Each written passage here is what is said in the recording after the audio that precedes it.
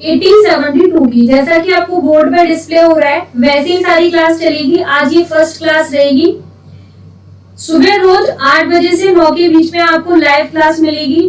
अब बात करते हैं कि ये स्टूडेंट्स किस स्टूडेंट्स के लिए हेल्पफुल रहने वाली है। तो वो ऐसे स्टूडेंट जो UPPCS, Uttarakhand judiciary, Bihar judiciary, Rajasthan judiciary, Gujarat judiciary, Haryana judiciary और हिमाचल प्रदेश जुडिशरी की तैयारी कर रहे हैं, राइट। तो वैसे स्टूडेंट जुड़ जाइए। सबसे पहले तो आप लिंक शेयर कर दीजिए अपने सभी दोस्तों के साथ में, जिससे कि लोग आ जाए और क्लास लेना शुरू करें, राइट। मैंने शेयर कर दिया है। ये फर्स्ट क्लास है आई थिंक, तो थोड़ी सी दिक्कत आएगी मुझे भी, क्योंकि मैं अभी हैबिचुअल नहीं हूँ इन चीजों को लेके, राइट। तो चलिए कोई नहीं, जैसे जैसे बच्चे आते जाएंगे वैसे वैसे देखते रहेंगे। फिलहाल तो हम शुरू कर लेते हैं अपनी क्लास को। तो देखिए, इंडियन एविडेंस एक्ट जैसा कि नाम से डिस्प्ले है, इंडियन एविडेंस एक्ट। आप किसी भी मामले को कोर्ट में लेके जाते हो तो आपको उन तथ्यों को साबित करने के लिए क्या चाहिएगा? एविडेंस चाहिएगा मैम, बिल्कुल राइट। एविडेंस के साथ में आप और क्या क्या लेके जाएंगे? एविडेंस में चश्मदीद गवाह लेके जाएंगे, विटनेसेस लेके जाएंगे, या जो भी हमारे पास में उस समय जो घटना के समय प्रस्तुत था व्यक्ति, उसको हम लेके जाएंगे, राइट। तो एविडेंस उन मामलों में जिनमें न्यायालय के समक्ष यानी कि न्यायालय के सामने कोई भी चीज प्रेजेंट करने, यानी कि हम एफआईआर के जरिए, कंप्लेंट के जरिए, प्लेंट के जरिए शिकायत लेके जाते हैं, तो उन शिकायतों को जो लेके आया है व्यक्ति, उनको साबित करने का भार तो जिस व्यक्ति ने इल्जाम लगाया उसके ऊपर होता है। और उन जो तथ्य उसके साथ घटित हुए, जब जो घटना उसके साथ घटित हुई है, जो अपराध उसके साथ घटित हुआ है, उनको साबित करना इंडियन एविडेंस एक्ट का काम है, राइट। यहां तक क्लियर है? बिल्कुल। अब बात करते हैं इंडियन एविडेंस एक्ट कब बन के तैयार हुआ। थोड़ा सा हिस्ट्री पे फोकस करते हैं। हिस्ट्री पे इसलिए फोकस कर रहे हैं क्योंकि काफी सारी चीजें आपको जो प्रीवियस ईयर एग्जामिनेशन है हिस्ट्री से पूछे गए हैं, काफी सारी चीजें डेट से रिलेटेड पूछी गई हैं। तो धीरे धीरे मैं आपको सब सारी चीजें बताती चलूंगी। और हम इस क्लास में 3 चीजें डिस्कस करेंगे। एक तो क्लास का स्ट्रक्चर, मतलब हम क्या क्या पढ़ने वाले हैं, कहाँ कहाँ ये काम आने वाला है। दूसरा, हम इसके थोड़ा सेक्शंस 1 से लेकर 2nd तक सेक्शन को कवर करेंगे। और तीसरा, हम एक प्रैक्टिस 5 से 6 क्वेश्चन का प्रैक्टिस जो है अपन देखेंगे। जो क्वेश्चन पूछे गए हैं, जो मैंने पढ़ाऊंगी उसी से रिलेटेड मैं क्वेश्चन भी पूछूंगी, राइट। तो अब बात आती है कि ये एक्ट जो है 15 मार्च 1872 को तैयार हो गया था बनके, और गवर्नर जनरल के इसके ऊपर हस्ताक्षर हो गए थे। अब बात आती है पूरे भारत पर, संपूर्ण उस समय का ब्रिटिश भारत पर कब लागू हुआ था। तो ब्रिटिश भारत पे ये लागू हुआ था 1 सितंबर 1872 को, राइट। तो 1 सितंबर 1872 को ये संपूर्ण भारत पर लागू हुआ।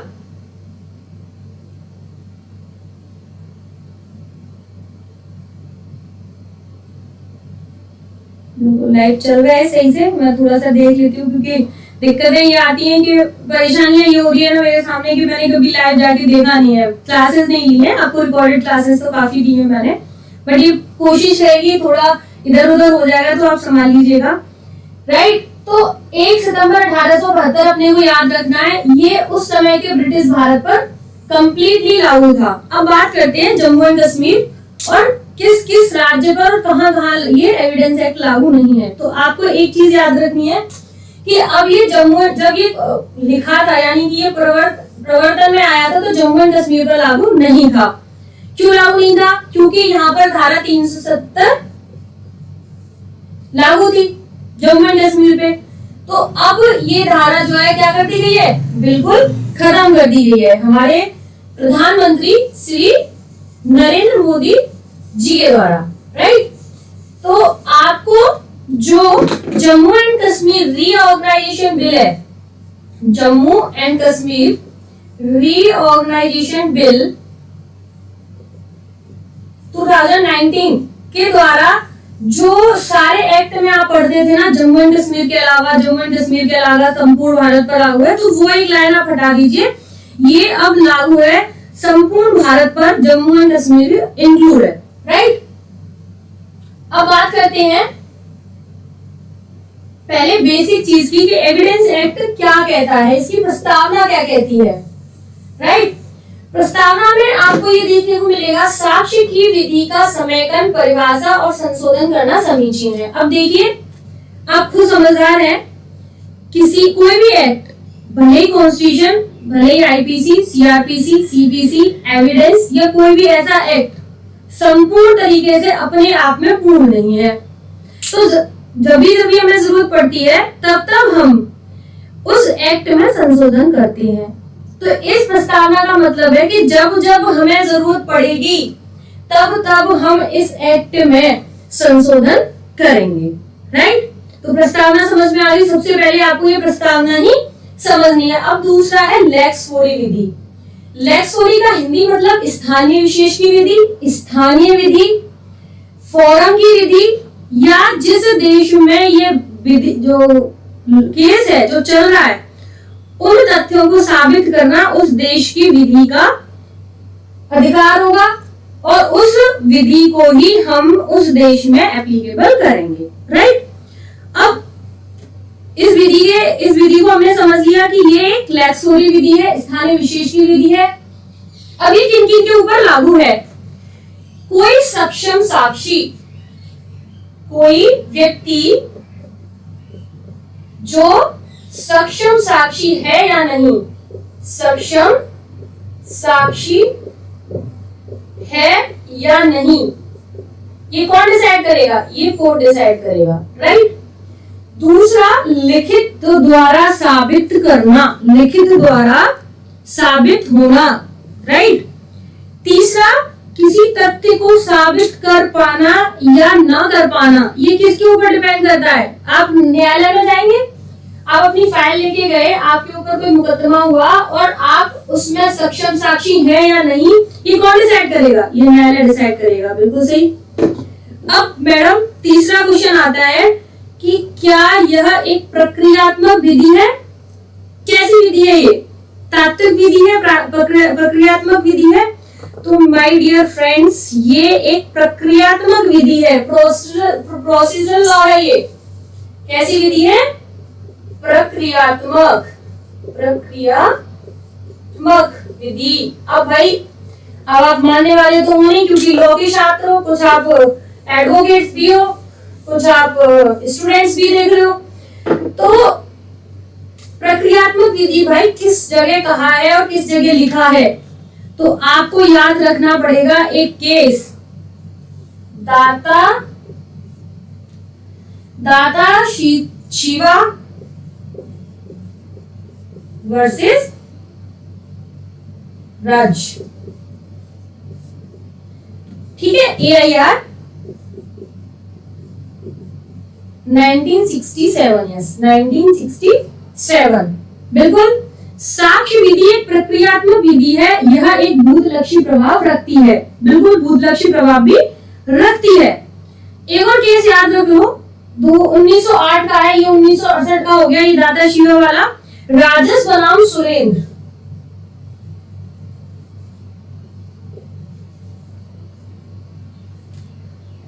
रामजस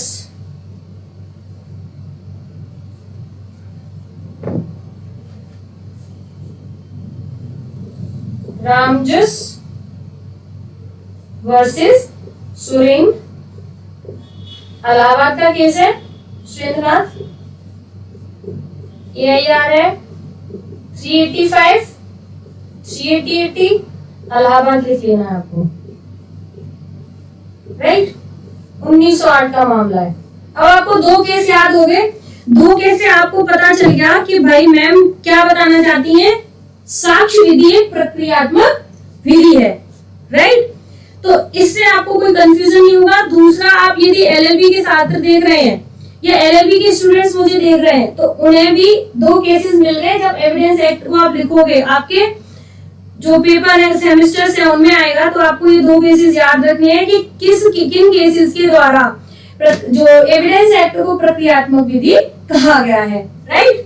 तो मैं चलिए ये मिटाती नहीं हूँ, आगे आपको काम आएगा। अब बात करते हैं कि अधिनियम किन सिद्धांतों के ऊपर काम करता है, यानी जो साक्ष्य अधिनियम है किन सिद्धांतों के ऊपर काम करता है।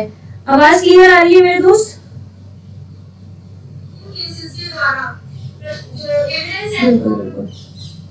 आवाज क्लियर आ रही है? अब बात करते हैं, ये प्रमुख तीन सिद्धांतों के ऊपर कार्य करता है।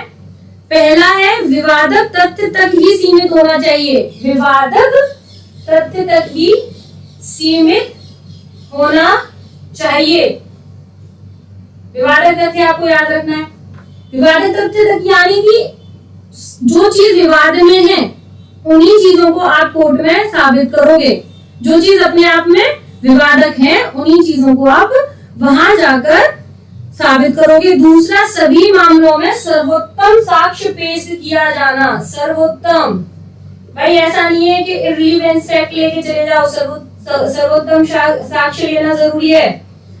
आप कोर्ट में जाते हो, आप कोर्ट में अगर आपके पास में जो एविडेंस है सर्वोत्तम नहीं है तो अदालत यानी न्यायालय बिल्कुल नहीं मानेगा।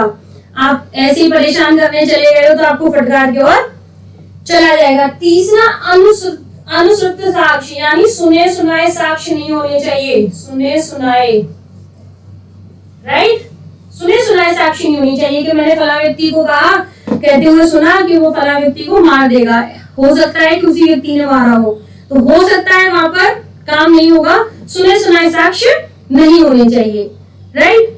बातें समझ में आ गई? अब बढ़ते हैं। देखिए, ये मैंने कुछ आपको चित्र सा दिख रहा होगा। ये चित्र मैंने क्यों बनाया है, थोड़ा सा लैपटॉप को घुमा लेती हूँ, दिख रहा है, राइट। अब दिख रहा है। अब देखिए, जब बच्चों के सामने परेशानियां आती हैं कि हम एविडेंस एक्ट को याद कैसे करें।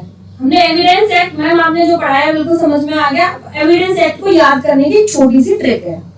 ट्रिक ये है कि जो मैं बताऊं आपको सुननी है और जो मैं दिखाऊं वो आपको देखना है, राइट।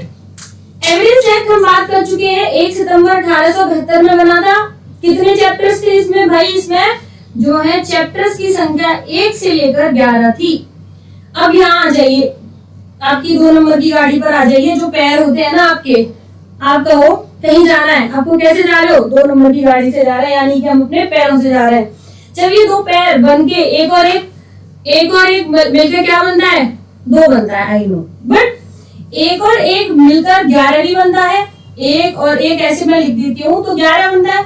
तो आपको क्या याद हो गया कि भाई 1 से लेकर 11 तक चैप्टर इंडियन एविडेंस एक्ट में है, राइट। अब बात करते हैं, देखिए ये मैंने कुछ बनाने की कोशिश की है कि एक सर है, इसकी बाजुएं हैं, इसका ये पेट है, पतला हो गया भूखे मारे एविडेंस जो है न्यायालय में देते देते। दूसरा, इसके पैर हैं जो भी, वो भी बहुत पतले हैं, राइट। अब इसको हमने 3 जगह से कट कर लिया। अगर अपनी बॉडी को गर्दन से, कमर से आप अलग कर लेते हो तो आपकी बॉडी के कितने हिस्से हो जाते हैं? 3, सर, धड़ और आपके पैरों का हिस्सा, राइट। तो यहाँ पे आपको बायोलॉजी नहीं पढ़ा रही हूँ मैं, आपको एविडेंस पढ़ा रही हूँ, तो आपको ध्यान रखना है। अब मैं ये चाहती हूँ कि आप कोई व्यक्ति, आप किसी भी व्यक्ति के सामने जाए और आपसे इंडियन एविडेंस एक्ट इस वीडियो को देखने के बाद कोई पूछे तो आप ये ना कह सको कि हमें एविडेंस एक्ट नहीं आता है। भले ही आपने इंडियन एविडेंस एक्ट का एक भी सेक्शन ना पढ़ा हो, मैं यकीनन कह सकती हूँ ये वीडियो देखने के बाद आप उस व्यक्ति को बता सकते हो कि मेरे को इंडियन एविडेंस एक्ट आता है। भाई इसकी आंखें हमने चैप्टर 2 में डिवाइड कर दी। आंखों को देख के आपको क्या याद आना चाहिए? चैप्टर 1, चैप्टर 2, पहले बात कर लेते हैं पार्ट्स की। बॉडी के पार्ट्स मैंने बताया 3 हिस्से कर दिए, सर, धड़ और कमर से नीचे का हिस्सा। फर्स्ट पार्ट बताएगा रिलीवेंसी फैक्ट की। फर्स्ट पार्ट क्या बताएगा? रिलीवेंसी फैक्ट की, राइट। सेकंड चैप्टर बताएगा आपको, सॉरी सेकंड पार्ट आपको बताएगा, आप अपना भले ही तो बियर एक्ट भी खोल सकते हैं, क्योंकि मैं गलती नहीं करना चाहती हूँ किसी भी तरीके से, आप देखते भी चले अपने एक्ट में, राइट। प्रूफ की बात करता है पार्ट 2 प्रूफ की बात करता है, ठीक है, बिल्कुल। और पार्ट 3 जो पैरों से नीचे वाला हिस्सा है, पैरों से नीचे वाला जो हिस्सा है, आपको बात करेगा बर्डन ऑफ प्रूफ की। किसकी? बर्डन ऑफ प्रूफ की। बिल्कुल 3 हिस्से हो गए, याद हो गए, relevancy fact, proof and burden of proof. यही है सेक्शन, जो इंडियन एविडेंस एक्ट है ना, वो इन्हीं तीनों के ऊपर बेस है पूरा, सेक्शन 1 से लेकर सेक्शन 167 तक। आपको ये रखना पड़ेगा 3 चीजें जो मैं बताई हूँ, पार्ट 3 सेक्शन 1 से लेकर 167 तक, राइट। अब हमने 2 आंखें ली, हमने पहले ऊपर वाला हिस्सा ले लेते हैं। हमने आंखें ली, हमने चैप्टर 1 किया। चैप्टर 1 को हमने, आपको पता ही है, प्रिलिमिनरी पार्ट, प्रारंभिक पार्ट कवर होता है सेक्शन 1 से लेकर 5 तक। कोई डाउट यहाँ तक? बिल्कुल नहीं। आप मुझे कमेंट करके बताइए कि आपको समझ आ रहा है कि नहीं। और भाई लाइक करते चलिए, अगर 3 लोग भी देख रहे हैं मेरे वीडियो को तो लाइक तो करो। मैंने आपको कल भी बोला था कि अगर मेरी मैक्सिमम 10 बच्चों को पढ़ाने की कैपेसिटी है, उससे ज्यादा मैं आपको, आपका सौभाग्य कि मुझसे ले पाओ, लेकिन अगर मैं 10 बच्चों को पढ़ा रही हूँ तो ये मेरा सौभाग्य होगा। और जिस दिन मैंने, अभी तो ये काम शुरू करा है, जिस दिन मैंने 10 बच्चों को पढ़ा लिया, मेरी सफलता मुझे मिल जाएगी, राइट, ठीक है। कोई फीस नहीं ले रही हूँ आपसे, कोई भी किसी भी ग्रुप में जुड़ने के लिए कोई फीस नहीं है। आप ग्रुप में भी जुड़ सकते हैं, लीगल होम्स का टेलीग्राम ग्रुप है, मैं उसका लिंक आपको इस वीडियो के लास्ट में डिस्क्रिप्शन बॉक्स में दे दूंगी। अगर नहीं तो आप टेलीग्राम पे जाइए, सर्च बार में देखिए लीगल होम्स, सर्च करेंगे, आपको ये अच्छा सा लोगो दिख जाएगा चैनल वाला, और आप ज्वाइन कर लेंगे।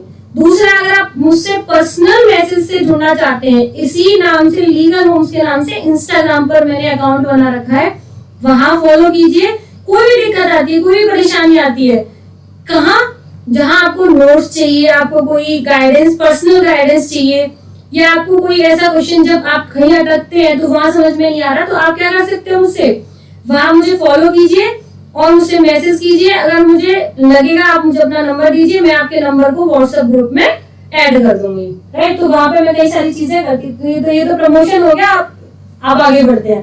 क्योंकि क्या होता है, लगातार पढ़ने से बच्चा डिमोटिवेट हो जाता है कि भाई ये तो पढ़ने जा रही है, तो बीच बीच में मोटिवेशन भी जरूरी है, पढ़ना जरूरी है। अपन अगर अपने ड्रीम को फुलफिल करना है तो पढ़ना जरूरी है। चलिए, अब भाई बाजुओं की बात आती है। बाजुओं के जो ये शोल्डर वाला हिस्सा होता है, मैंने पार्ट 3 बोला उसको, और शोल्डर से नीचे का जो हिस्सा होता है वो मैंने इसको चैप्टर 4 पढ़ा, चैप्टर 3, चैप्टर 4, चैप्टर 5, चैप्टर 6, बाजुएं खत्म हो गई आपकी, ठीक है। चैप्टर 3, चैप्टर 4, चैप्टर 5, चैप्टर 6 पूरा खत्म। आपका एविडेंस एक्ट आपकी बॉडी पे खत्म, बिल्कुल। अब बात करते हैं कमर से नीचे के हिस्से की, पैर, थाई वाला हिस्सा, chapter 7, chapter 8, chapter 9 and chapter 10। और हमने पैरों को, यानी कि 2 नंबर की गाड़ी को, हमने 11 नंबर चैप्टर बोल ही रखा है पहले से, राइट। तो आपका ये पूरा एविडेंस एक्ट खत्म होता है। अब इसके अंदर बात करते हैं सेक्शन, जो चैप्टर 3 है वो प्रूफ की बात करेगा, और सेक्शन 56 से लेकर 59 तक बताएगा। चैप्टर 4 ओरल एविडेंस की बात करेगा, सेक्शन 59 से लेकर 60 तक की बात करेगा। चैप्टर 5 डॉक्यूमेंट्री एविडेंस की बात करेगा, सेक्शन 61 से लेकर 90A की बात करेगा, राइट। चैप्टर 6 सेक्शन बताएगा 91 से लेकर 100 तक, और यहाँ पर मौखिक साक्ष्य का अपवर्जन है, राइट। मेरी अंग्रेजी थोड़ी सी वीक है भाई, संभाल लेना, मैं यहाँ पे इंग्लिश नहीं लिखी है, राइट। चैप्टर 7 बात करेगा बर्डन ऑफ प्रूफ की, सेक्शन है 101 से लेकर 114A तक।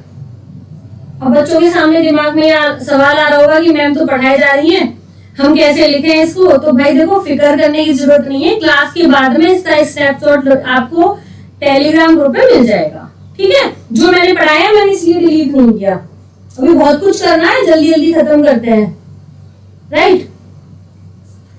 बात करते हैं चैप्टर 8 की सेक्शन 115 टू 117 एक्सटॉपल की, विबंधन की बात करेगा भाई। जो केस एक्सटॉपल वाले होंगे वो चैप्टर से 8 बताएगा। बहुत इजी है, इतनी बार क्वेश्चन मैंने इसको देखा, इतनी बार हर एक एग्जाम में सीधे सीधे पूछता है। सेक्शन 115 क्या है, विबंधन का परिभाषित है। कोई ऐसा घुमा फिरा के क्वेश्चन पूछेगा, सेक्शन वही पूछ लेगा, किस में परिभाषित है, किस चैप्टर में परिभाषित है, किस पार्ट में आता है। तो आपको सारी चीजें याद रखनी है इससे रिलेटेड। ये बड़ा खतरनाक सेक्शन है। सेक्शन 9 सॉरी चैप्टर 9 विटनेसेस की बात करेगा। सेक्शन 118 से लेकर 134 तक की बताएगा, राइट। अब बात करते हैं चैप्टर 10 की। Chapter 10 examination of witnesses.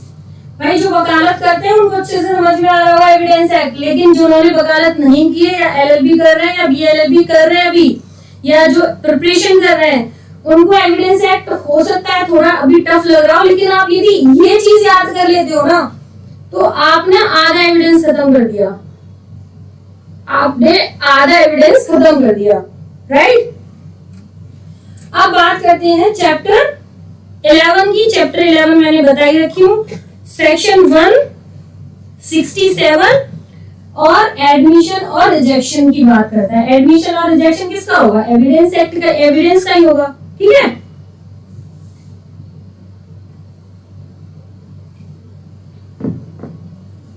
तो ये देखिए एविडेंस एक्ट खत्म हो गया। थोड़ा सा जल्दी से रिवाइज कर देती हूँ।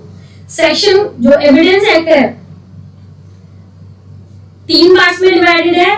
First part, second part, third part. First part section 1 to 55, part 2 56 to 100, part 3 101 से लेकर 167 तक।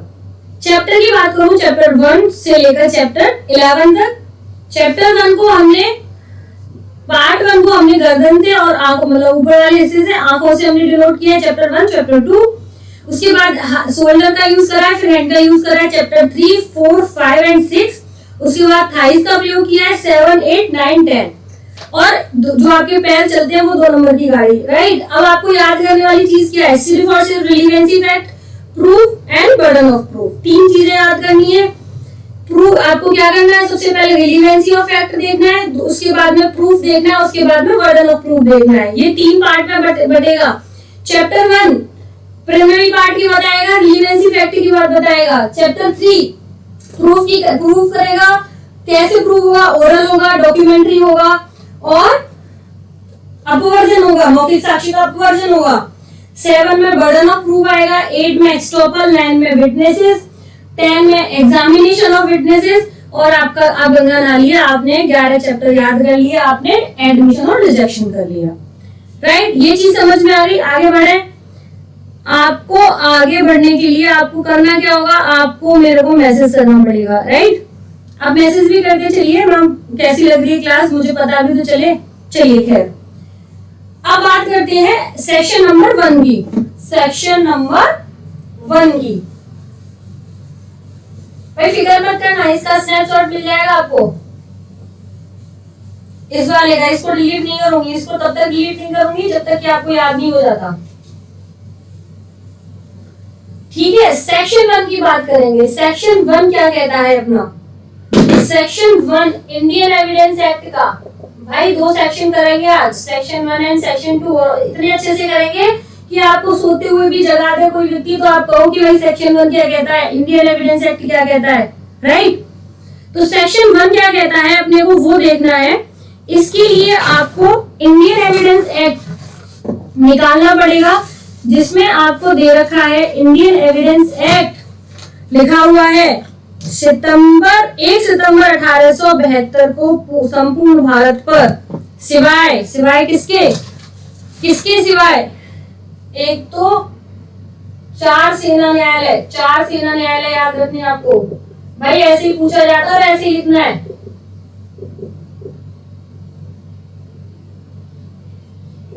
चार सेना न्यायालय कौन से 4 सेना न्यायालय,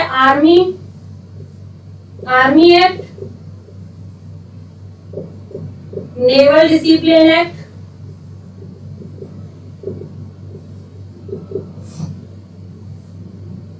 naval discipline act, Indian navy discipline act, Indian naval Indian discipline act, writing बहुत करना है, संभाल लेना, और एयरफोर्स एक्ट और air force act, right, plus शपथ पत्र, किसी भी न्यायालय में प्रस्तुत होने वाले शपथ पत्र प्लस मध्यस्थम, आर्बिट्रेटर, मध्यस्थम पर ये लागू नहीं है इंडियन एविडेंस एक्ट, राइट। तो लागू कहाँ है? संपूर्ण न्यायिक कार्यवाहियों पर लागू है। कहाँ लागू है? संपूर्ण न्यायिक कार्यवाहियों पर, समस्त न्यायिक कार्यवाहियों पर लागू है। जम्मू एंड कश्मीर को भी इंक्लूड कर लो, जम्मू एंड कश्मीर भी शामिल है, राइट। तो ये चार तो सेना न्यायालय हो गए अपने, और शपथ पत्र हो गए, और मध्यस्थम लागू हो गए। देखो भाई, शपथ पत्र वाले कुछ कहेंगे कि भाई शपथ पत्र पे भी मैम लागू है कहेंगे, तो मैं आपको बाद में बताऊंगी जब सीपीसी पढ़ाऊंगी। सीपीसी में कई जगह पर शपथ पत्र पे एविडेंस मांगते हैं, वो चीजें एक अलग है, वो मैं बाद में बताऊंगी। लेकिन इंडियन एविडेंस एक्ट के फर्स्ट सेक्शन में ये लिखा हुआ, आपको ये याद करना है। अब आपको टिप्स पे कैसे याद करना है? चार सेना न्यायालय कौन से? Army discipline, army act, naval discipline act, Indian naval discipline act, air force, और शपथ पत्र और मध्यस्थ। और कहाँ लागू है? समस्त न्यायिक कार्यवाहियों पर लागू है, और जो है जम्मू एंड कश्मीर को भी लागू होता है ये एक्ट, राइट। अब बात कर लेते हैं इंडियन एविडेंस एक्ट की डेफिनेशन के बारे में, कि भाई इंडियन एविडेंस एक्ट की डेफिनेशन किसी ने दी है? बिल्कुल दी है। तो वो थे चीफ जस्टिस, ये मैं मिटा देती हूँ आपके। अब ये सारी चीजें आपको याद रखनी है, साथ ही साथ नोट्स बनाते चलेंगे आप। मैंने 2 दिन पहले एक वीडियो डाला था जिसमें आपको स्ट्रेटजी शेयर की थी कि किस तरीके से आप यूपीपीसीएस की तैयारी करेंगे। उसमें मैंने बताया था कि आप यदि बिल्कुल नए हैं तो आपको इंडियन एविडेंस एक्ट को कम से कम 20 दिन देने पड़ेंगे, और मेरे साथ करते हैं तो 20 दिन वो और 10 दिन ये, 30 दिन के अंदर आपको कोई रिवीजन, कोई नोट्स, सारे नोट्स मैं यही बनवा दूंगी आपके, राइट। तो आपको जरूरत नहीं पड़ेगी कि आप किसी और दूसरी जगह पर जाके इंडियन एविडेंस एक्ट को पढ़ो, आप बस ठंडे में डाल देना, रिवीजन के लिए निकाल लेना, राइट। अब एविडेंस की उसकी बात करते हैं कि इसकी डेफिनेशन किसी ने दी है? बिल्कुल दी है। चीफ जस्टिस थे M Monir. Law of evidence में पूरा आपको बताती हूँ कहाँ लिखा हुआ है ये एविडेंस, इसकी लॉ ऑफ एविडेंस की डेफिनेशन दी है, जो इसका वॉल्यूम 1 है, पेज नंबर 22 है, और 1986 के जो है एविडेंस एक्ट का जो वॉल्यूम 1 है, वहां पे आपको मिलेगा पेज नंबर 22 पे। अब बात कर लेते हैं डेफिनेशन की। डेफिनेशन क्या कहती है? न्यायिक जांच में विवादास्पद तथ्य प्रश्नों को सुसंगत करने के लिए जो नियम की प्रणाली है या नियम तंत्र है, वह एक इंडियन एविडेंस एक्ट की डेफिनेशन में आता है। न्यायिक जांच में देखो, न्यायिक जांच यानी कि जुडिशियल इन्वेस्टिगेशन या जुडिशियल, जो भी आप बोलो, आपकी लॉयर, आप एडवोकेट हैं, आप अच्छे से जानते होंगे जो न्यायिक कार्रवाइयां होती है, न्यायिक जांच होती है, वो किस तरीके से इंक्वायरी, इन्वेस्टिगेशन वगैरह होती है। उसमें विवादास्पद तथ्य यानी कि जो विवादों के अंतर्गत आता है कोई भी तथ्य, उनको सुनिश्चित करने के लिए, उनको फिक्स करने के लिए जो नियम और न्यायिक प्रणाली, जो नियम बनाए हैं, जो प्रणालियां हैं नियम की, उनको हम इंडियन एविडेंस एक्ट की डेफिनेशन में कवर करते हैं, राइट। ये हो गया भाई आपकी एविडेंस एक्ट की जो डेफिनेशन हो गई। अब सबसे इंपॉर्टेंट सेक्शन नंबर 2। अब मैम यो कहेंगे कि मैम ये तो निरस्त कर दिया गया है। बिल्कुल कर दिया गया है, तो आपको ऐसे ही पढ़ना है। आप इसलिए क्यों पढ़ना है? निरस्त अधिनियम संख्या 1938 के द्वारा, निरस्त अधिनियम 1938 के द्वारा सेक्शन 2 को निरस्त कर दिया गया है। ये आया हुआ है जेलों में आरजीएस में, उत्तराखंड में, और जिसमें भी आया, जैसे अभी 3 में तो मैंने देखा है फिलहाल। तो ये आपको पढ़ना पड़ेगा, ये आपको करना पड़ेगा याद कि ये किस किस जगह पर लागू, ये निरस्त कैसे कर दिया गया है, राइट। अब बात करते हैं क्वेश्चंस की। आपके लिए कुछ क्वेश्चंस मैंने जो है तैयार किए, उनकी बात करते हैं। आपको आवाज कैसी आ रही है वो आप बता दो मुझे भाई।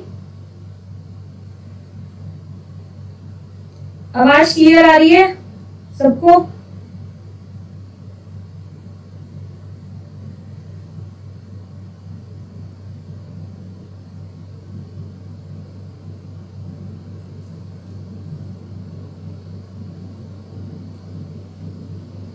अब सेक्शंस की उसकी बात करते हैं, इंपॉर्टेंट केसेस की। सिर्फ मैं बोलूंगी, आपको कोई भी इसकी पीडीएफ वगैरह नहीं मिलेगी।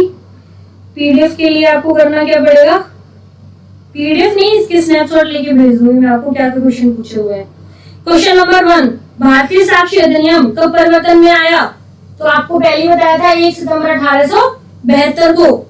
साक्ष्य अधिनियम किस प्रकार की विधि है? भाई मैंने सबसे पहले बताया था प्रक्रियात्मक विधि है, प्रक्रियात्मक विधि है। तो पहले क्वेश्चन का आंसर हो गया 1 सितंबर, जो कि आज की डेट है। भाई बर्थडे मना लो, हैप्पी बर्थडे आज, इंडियन एविडेंस एक्ट का। दूसरा कैसी विधि है? प्रक्रियात्मक विधि है। तीसरा, ये फोन जल्दी बंद हो जाता है।